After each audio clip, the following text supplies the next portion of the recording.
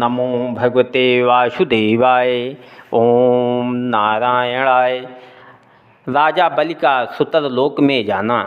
सुखदेव जी बोले, हे परीक्षित, वामन जी का यह वचन सुनते ही राजा बलि बंधन से छुट्टी पाकर अति हर्षित हुआ और वामन भगवान से हाथ जोड़कर बोले, हे महाराज, आप जो आज्ञा दें उसी पर मैं प्रसन्न हूँ। जिन चरणों का दर्शन महादेव व ब्रह्मादिक देवताओं और ऋषीश्वरों को ध्यान में नहीं मिलता, वह चरण आपने मेरे सिर पर रखे, उन्हें मैं दंडवत करता हूँ। और अपने समान इंद्र, कुबेर, वर्णवादिक किसी देवता का भाग्य नहीं समझता हूँ। यह वचन वामन जी से कहकर राजा बलि ने प्रहलाद भक्त को प्रणाम किया। तब प्रहलाद ने आँखों में आंसू भरकर अपने पोते राजा बलि को गले लगा लिया और उनके ज्ञान की बड़ाई की। फिर उन्होंने हाथ जोड़कर वामन जी से कहा, हे वैकुंठनाथ, राजा बलि का बड़ा भाग्य है। राजा बलि के ऊपर आपने जैसी दया की वैसी कृपा ब्रह्मा व महादेव पर भी नहीं करते, क्योंकि उनसे कभी कोई वस्तु नहीं मांगी। आपके चरण कमल को जिनका ध्यान ब्रह्मादिक देवता और बड़े बड़े योगीश्वर आठों पहर हृदय में रखते हैं, राजा बलि ने अपने हाथ से धोकर चरणामृत लिया। नहीं तो हम दैत्यों का जो मांस खाने व मद पीने वाले अधर्मी हैं, ऐसा भाग्य कहाँ उदय हो सकता है। इसमें मैंने जाना कि आप नीच जाति का विचार ना करके केवल अपने भक्तों की कामना पूर्ण करते हैं। जिस तरह कल्प वृक्ष सबको इच्छा पूर्वक फल देता है, उसी तरह आपने त्रिलोकी नाथ होकर अदिति की इच्छा पूरी की, करने के लिए भीख मांगना अंगीकार किया।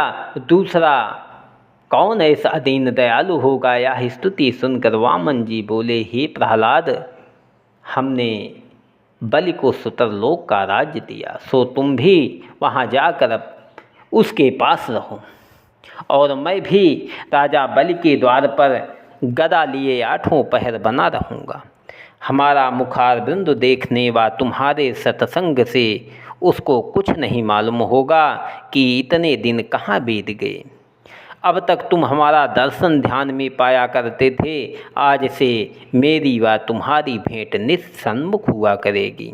जब यह वचन सुनकर राजा बलि वह प्रहलाद भक्त वामन भगवान को दंडवत करके अपने परिवार समेत सुतरलोक को चले गए, तब शुक्र पुरोहित ने आकर वामन जी को दंडवत करके विनय किया, हे महाप्रभु, संसारी माया के बस होने से ब्राह्मण व पंडित होने पर भी मुझे ऐसी कुबुद्ध आई कि मैंने राजा बलि को